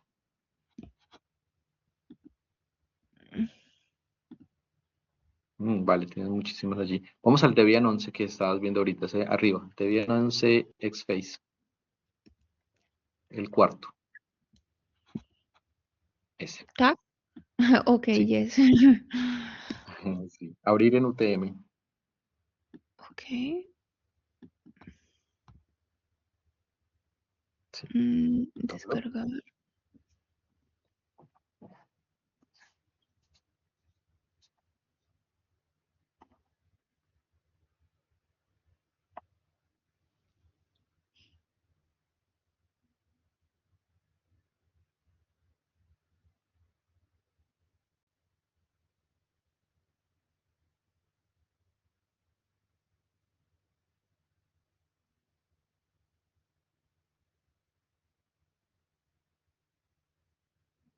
Él te va a presentar las mismas opciones ahorita que vimos con José, que es decir el iMovie, porque va a tratar de encontrar los archivos que están por defecto en la imagen. Dale play. Le ¿Sí? doy.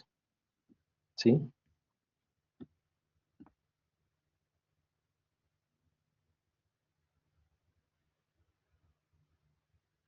Enter. Ujú.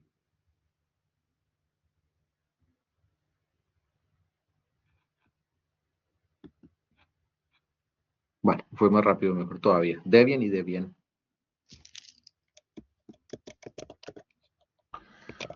Pero esta es la versión GUI, ¿verdad? Sí, sí, esa es la otra cosa, que sí es versión GUI, pero igualmente vas a tener una terminal allí.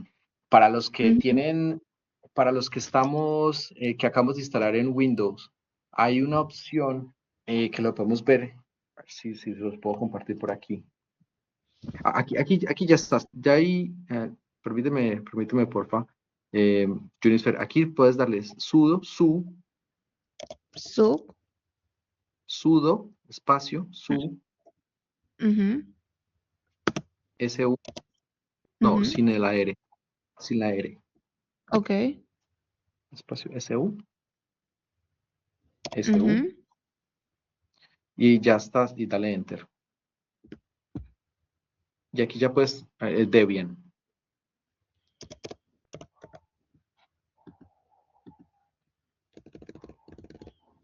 Pero no me... No te va a aparecer, porque cuando él pide, eso es. Aquí ya tienes privilegios de administrador. Entonces ya aquí puedes hacer lo del ifconfig, que dijimos ahorita para ver la dirección IP, ifconfig, if config, todo junto, config. no, de Ujú. configuración, todo junto, if, espacio, config, config, todo junto, Config. Ajá. con G, y junto con el Ah, ok. if. if config. O sea, todo debe ir pegado. Sí, eso es. Ujú. Enter. A ver, te dice que no, bash, ifconfig, no found, pero ya tienes Mm. privilegios. Dale ipconfig, en vez de la F, la P. Ah, tampoco te deja. Bueno, pero si estás en el root, bueno, permíteme, ya lo revisamos. Me estaban diciendo si esta es la versión GUI. Para los que lo instalamos, que es solamente texto, podemos poner en Google, porque como los GUI son de diferentes sabores, el que queramos utilizar, simplemente sería una opción de apt install el GNOME, Genome, por ejemplo, que es la versión de Ubuntu, del GUI de Ubuntu, o podemos utilizar el sabor que queramos. Así que lo podemos trabajar solamente texto para lo que vamos a hacer, o podemos instalar la instalación GUI para ver también un entorno de escritorio. ¿Vale? Ok. Era José que me preguntaba.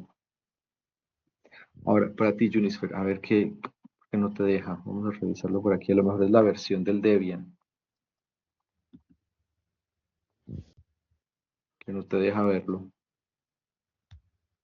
Viene con... Vale, se lo revisamos. Bueno, vamos a dejar aquí ya para los chicos. Vamos a parar la grabación y yo me quedo con Junior revisando el porqué de esto. Y chicos, pues muchas gracias y nos vemos en la próxima semana. Vale, voy a dejar de grabar por aquí. Permíteme, Junior, por favor.